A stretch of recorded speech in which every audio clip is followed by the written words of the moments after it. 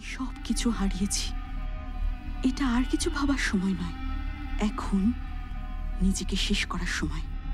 ধারের বোঝা মাথায় নিয়ে মরতে পারি, কিন্তু তোমার সামনে ইজ্জত খুইয়ে বাঁচব না আমি। মরতে চাস তুই? তোকে বেঁচে থাকতে বা কে বলেছে? তুই যেভাবেই মরিস না কেন, সবাই তোকে শ্মশানে নিয়ে গিয়ে ফেলে দেবে। কিন্তু সোনামণি, মরার আগে আমার ইচ্ছেটা তো পূরণ করে যা।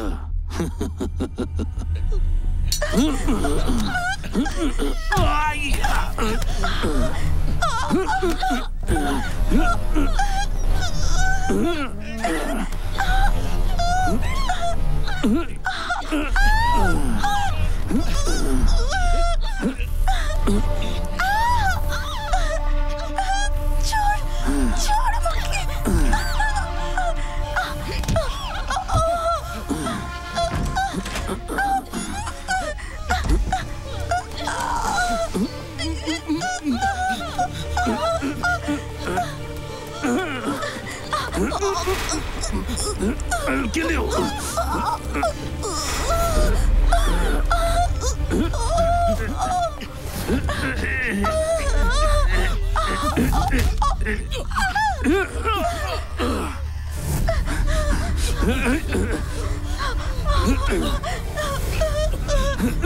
Hey! Purnima!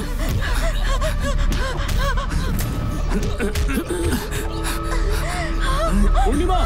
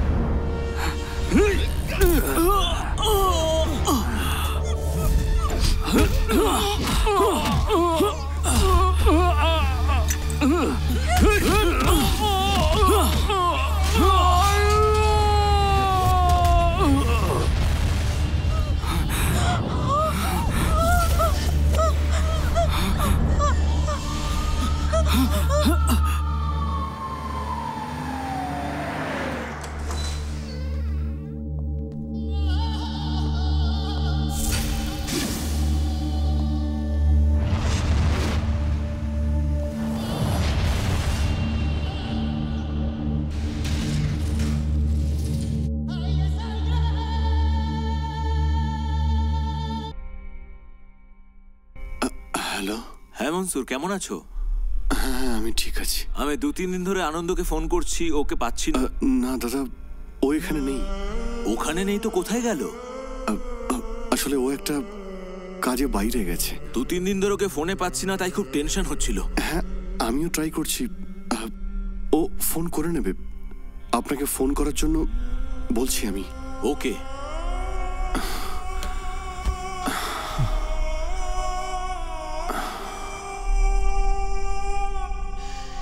তুই বল, ওনার কাছ থেকে আমরা সত্যিটা আর কতদিনই বা লুকিয়ে রাখবো? ওনাকে আমি কি বলবো? যে ছেলেটা এখানে চাকরি করতে এসেছিল সে এখন জেলে।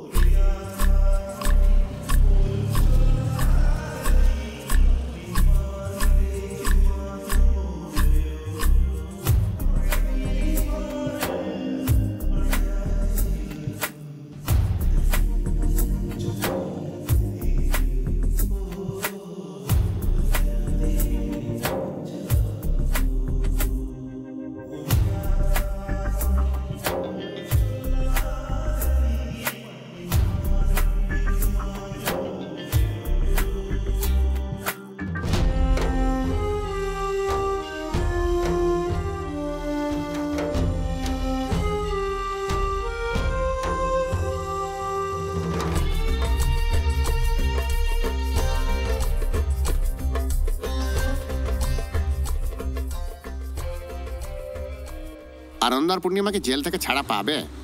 ওদের সঙ্গে কি দেখা আর হবে? তুই বলেছিলি আনন্দর জীবনে একটা মেয়ে এলে সব ঠিক হয়ে যাবে। দেখ কি সব হয়ে গেল। তোরা তো জানিস এই শহরের আইন খুবই স্ট্রিক্ট রে ভাই। আমার অন্তত মনে হয় না ওরা কোনোদিন বেরোতে পারবে। এই, এসব কি বলছো? আমি কত টেনশনে আছি তুমি জানো? কত চেষ্টা করছি আমি, অনেকের পায়েও ধরেছি আমি। ওই উকিলের সঙ্গে দেখা করলে জিজ্ঞেস করে কত টাকা দিতে পারবো। আরেকটা উকিলের কাছে যখন গেলাম তখন বললেন টাকা দিয়ে কিছুই হবে না। আমি কিছুই বুঝতে পারছি না কি করব। এসব আমার জন্যই হয়েছে। গ্রাম থেকে এসেছিল এখানে চাকরির জন্যে। সব সব আমার জন্যই হয়েছে, সত্যি আনন্দের নয়। আমার এই জেলে যাওয়া উচিত ছিল। যদিও ছাড়া না পায় তাহলে তো আমি কিন্তু কিছু একটা করে ফেলবো। মনসুর, তুই ইমোশনাল হোস না। পৃথিবীতে কেউই চায় না তার বন্ধু কোনো রকম বিপদে পড়ুক। ওর ভালো চিন্তা করি তো তুই ওকে এখানে এনেছিলি, কিন্তু এসব কি হয়ে গেল বলতো? এখন আমাদের যে করেই হোক ওকে জেলের বাইরে বের করতেই হবে। বের তোকে করতেই হবে, কিন্তু সেটা কে করবে? খুব ভালো মনের মানুষ ছিলেন আমাদের এই গোপাল স্যার। উনিও আমাদের ছেড়ে চলে গেলেন। সব সময় আমাদের পাশে থাকা জেমসও এখন হসপিটালে। কি করব কিছুই বুঝতে পারছি না। আমাদের এখন কে সাহায্য করবে? আমাদের কে বাঁচাবে এখন?